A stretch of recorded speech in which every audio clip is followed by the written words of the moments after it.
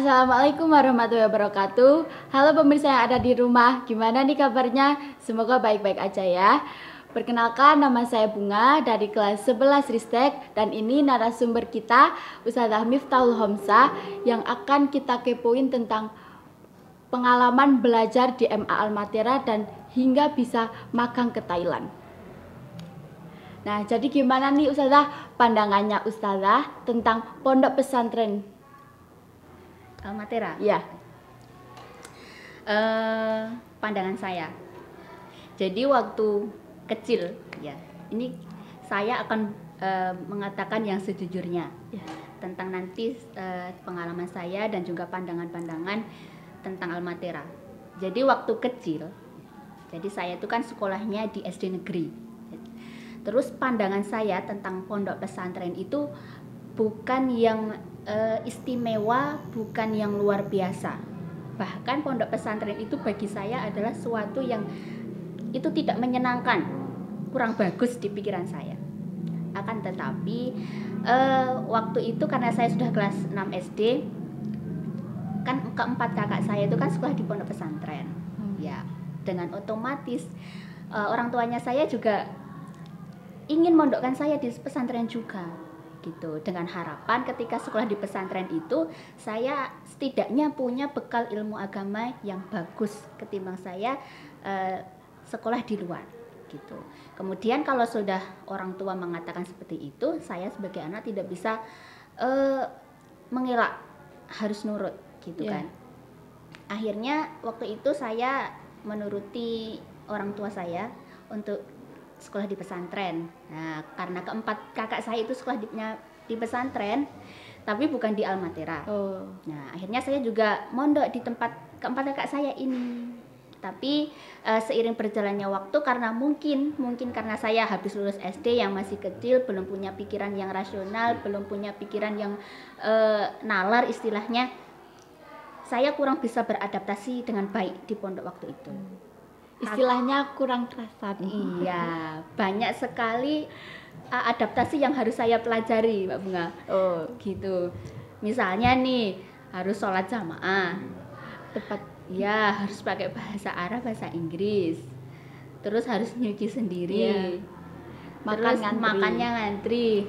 Itu kan sesuatu yang belum pernah saya alami waktu SD, dan itu sangat menyebalkan bagi saya. Sangat menyebalkan. Itu. Waktu itu, tapi saya pemikiran waktu itu. Kemudian karena saya nggak bisa adaptasi dengan baik, kemudian saya nggak kerasan Mbak Bunga di pondok yang itu, ya.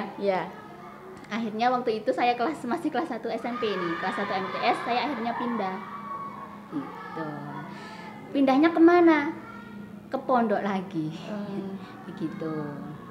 Kenapa saya milih di pondok? Karena ya memang itu orang tua yang meminta gitu. Pindahnya kemana? Gitu. Ke Almatera. Ke Almatera, bener. Kenapa saya pindahnya ke Almatera? Yang pertama, kata orang tua saya, ini adalah satu-satunya pondok yang paling dekat dengan rumah. Ya. Dengan harapan ketika dekat sama rumah, saya bisa kerasan karena orang tua bisa jenguk saya lebih intens gitu. Pemantauannya itu lebih sering, setiap hari bisa jenguk. Tapi Mbak Bunga tahu, saya itu waktu SD pernah mengatakan kalau pondok Almatera ini kurang bagus. Iya, gitu. Kenapa? Karena letaknya di desa. Terus saya dulu sering lihat anak-anak Almatera itu sering di depan pondok. Terus saya dalam hati saya itu saya ngomong, ini pondok apa sih? Kok kayaknya kalau bukan bebas, tapi kayak kok kampungan gitu, istilahnya kayak gitu. Kok kampungan banget ya gitu. Waktu itu pemikirannya saya, kok bajunya kayak gitu ya, gede-gede gitu, bajunya gede-gede gitu Mbak Bunga. Tapi setelah saya masuk ke sini, waktu itu saya juga adaptasinya masih kurang, karena saya pindah ke sini adaptasinya masih kurang, ya masih ya ada nangis-nangisnya gitu. Masih ya kayaknya kayak gitulah. Akhirnya saya kelas 3 MTS, kemudian habis itu ternyata hati dan pikiran saya itu kok sepertinya ada yang apa ya? Ada yang membuka gitu ya.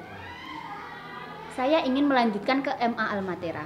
Oh, jadi Ustazah di sini berapa tahun di MA? Saya di sini 6 tahun. Nah, sepertinya hati saya itu mulai terbuka. Oh, sepertinya pemikiran saya tentang Almatera yang dulu yang katanya kampungan, yang katanya istilahnya desa, nggak gaul, ternyata sepertinya terjawab. Sepertinya tidak seperti itu. Kemudian saya penasaran, saya masuk MA Almatera. Itu. Ada nggak sih Ustazah rintangan atau tantangan waktu Ustazah di MA Almatera ini? Kalau rintangan itu banyak, Mbak. Jadi sebagai seorang pelajar gitu ya.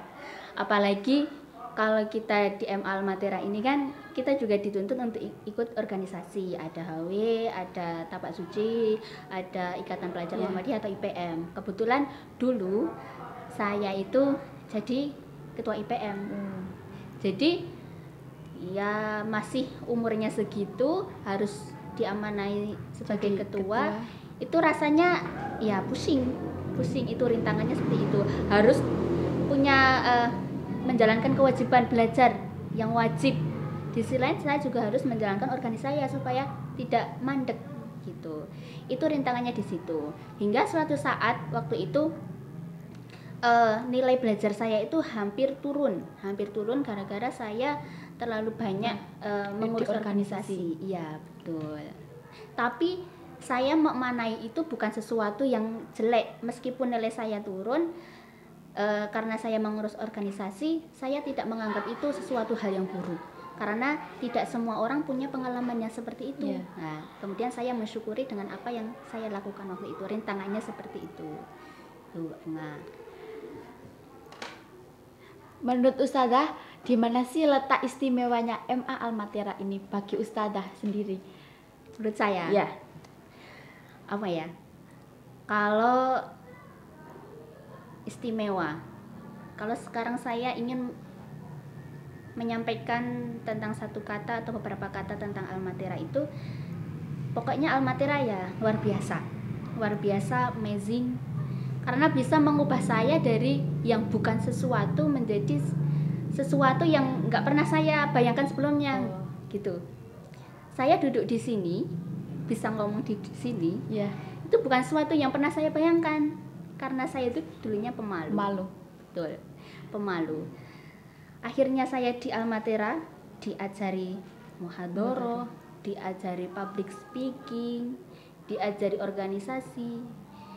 Itu saya diajari ngomong di depan umum, harus menjadi orang yang percaya diri, harus jadi orang yang berani, harus jadi orang yang mudah sosialisasi. Itu istimewanya di situ. Hingga manfaat Almatera yang saya rasakan setelah saya lulus pun itu masih banyak terasa. Ya, betul, Bunga. Hingga pada waktu itu kan saya kuliah. Alhamdulillah dapat kesempatan magang di Thailand waktu itu. Untuk proses magang di Thailand pun juga ada proses seleksinya dari beberapa orang yang magang gitu. Ada beberapa orang yang mendaftar magang gitu. Ada seleksinya. Salah satu kenapa saya bisa berangkat itu kenapa Mbak Bunga? Tahu nggak? Belum tahu ya? Iya. Salah satu kenapa saya bisa berangkat ke sana, salah satu tes wawancara yang pernah disampaikan ke saya itu, intinya kamu berani nggak tinggal jauh selama beberapa bulan di sana? Kira-kira kamu mampu nggak beradaptasi di sana? Terus bahasa yang kamu kuasai apa? Gitu. Salah satu pertanyaannya. Kemudian saya jawab, saya berani tinggal jauh selama berbulan-bulan karena saya sudah terbiasa mondok. Betul, saya selama 6 tahun sudah mondok ya. Nah, jadi nggak masalah bagi saya kalau saya harus tinggal jauh gitu. Kemudian pertanyaan yang kedua, kamu bisa adaptasi nggak? Saya bisa beradaptasi karena saya sudah berlatih. Di mana Mbak Bunga? Di pondok, di Almatera. Iya, betul, di Almatera. Kemudian bahasa apa yang dikuasai? Di Almatera diajari apa Mbak Bunga? Bahasa Arab sama Inggris. Betul. Saya diajari bahasa Arab dan bahasa Inggris, kita kegiatan muhadharah, di sisi lain juga kegiatan waktu kita sehari-hari. Nah, sehari-hari kadang ada jadwal kita memakai bahasa Inggris, ada kita pakai bahasa Arab, gitu ya. Ya. Pengalaman saya ketika di Thailand itu, saya harus mengajar di sana, mengajar di sekolah Indonesia Bangkok. Nah, ngajarnya orang Indonesia, tapi kebiasaan mereka, daily activity-nya itu mereka menggunakan bahasa Inggris. Jadi mau tidak mau saya harus menggunakan bahasa Inggris juga, gitu. Walaupun basic saya itu bahasa Inggrisnya masih sangat rendah, iya sangat minim sekali, karena memang passion saya bukan di situ. Itu. Terus pengalaman lain yaitu waktu itu Mbak Bunga, kegiatan di sana itu ada konferensi pramuka Scout Asia Pasifik. Jadi ada konferensi komite Asia Pasifik yang kebetulan berada di lingkungan Sekolah Indonesia Bangkok, ada di kedutaan besar gitu. Jadi saya itu diamanai untuk jadi guide atau relawan di sana. Salah satu tugas relawannya itu adalah pertama menjemput tamu di bandara, tamu-tamu yang datang dari Pakistan, dari Singapura, dari Malaysia, dari Jepang, dari Australia, dan juga dari Indonesia gitu. Itu tantangannya luar biasa karena saya harus berangkat ke sana sendiri didampingi sama driver yang dari kantor, itu harus menjemput di bandara. Nah, pengalaman yang sangat lucu Mbak Bunga di bandara waktu itu, saya sendiri kan, saya kan dari kampung, dari kampung kurang pengalaman di bandara kayak apa, harus jemput orang yang belum saya kenal sama sekali. Nah, waktu itu karena saya itu nyasar di bandara, itu nyasar, sampai saya itu debat sama polisi yang ada di Thailand. Gimana? Saya bayangin saya komunikasi sama orang Thailand, sananya kurang bisa bahasa Inggris, yang sayanya juga. Kemudian kita akhirnya ngomongnya pakai bahasa isyarat. Saya nggak tahu itu ngomong apa, pokoknya saya itu kayak intinya kamu itu jangan sampai di pintu ini, soalnya pintu ini khusus untuk orang-orang yang punya tiket untuk terbang pesawat. Tapi saya itu nyasar sampai ke situ. Akhirnya saya polisinya itu enggak ngantarkan saya ke ruang yang seharusnya. Saya harus mencari ruangan yang harusnya saya itu mencari sendiri. Saya keluar bandara, terus saya akhirnya bisa menemukan tamu yang harusnya saya cari itu. Kemudian selain itu, ketika saya bertemu sama tamu-tamunya itu, nah saya juga dituntut untuk bisa berkomunikasi, karena mau nggak mau ini kan menyangkut nama baik negara. Karena ini menyangkut nama baik negara Indonesia, perwakilan dari negara Indonesia. Saya harus mengantarkan beliau-beliau ini, menjemput, terus dalam perjalanan itu harus ada komunikasi yang berlanjut. Harus ada, misalnya tanya tentang Indonesia itu seperti apa, saya harus bisa bercerita tentang Indonesia memakai bahasa Inggris. Nah, disitulah bahasa Inggris saya ditantang, karena walaupun saya itu bahasa Inggrisnya masih sedikit, nah tapi karena saya di Almatera itu pernah dinasehati seperti ini, kesempatan itu nggak datang 2 kali. Nah, jadi ketika ada kesempatan yang pertama datang, saya harus mencoba yang terbaik, termasuk dalam komunikasi ini. Saya harus mencoba, harus berani. Saya harus berani. Kemudian setelah sampai itu jadi guide di bandara, kemudian saya harus masukkan hotel. Jadi harus bookingkan hotel tamu. Saya juga orang kampungan juga, saya nggak tahu harus kalau masuk hotel yang bagus itu harus bagaimana gitu kan. Nah, karena ilmu dari Almatera ini saya harus berani, harus berani berkomunikasi. Saya ngomong sama itunya, di resepsionis yang hotel itu pakai bahasa Inggris juga, karena nggak mungkin pakai bahasa Thailand karena saya belum menguasai. Nah, kemudian harus juga menyampaikan informasi, misalnya hari ini jadwalnya ada pertemuan ini sama tamunya itu. Terus misalkan kita ngasih tahu, Bapak hari ini jadwal penerbangan tapi pakai bahasa Inggris. Ya. Terus misalnya mau diantarkan mau beli apa, misalkan ya mau ke mall atau mana, kita juga sudah bersedia untuk mengantarkan gitu. Itu pengalaman yang luar biasa. Jadi apa ya, sangat manfaat Almatera itu sangat mengena ketika di lapangan betul. Pertama harus berani, penguasaan bahasa, terus adaptasi itu Mbak seperti itu.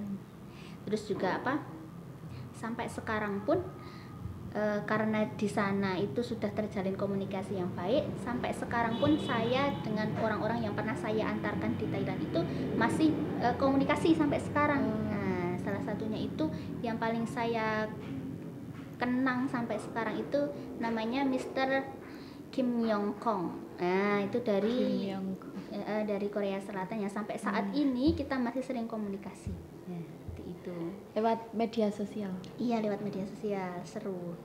Oke, pemirsa di rumah, gimana nih pengalaman belajarnya Ustazah Tata? Menarik banget ya. Cukup sekian dari kami. Kurang lebihnya mohon maaf. Wassalamualaikum warahmatullahi wabarakatuh.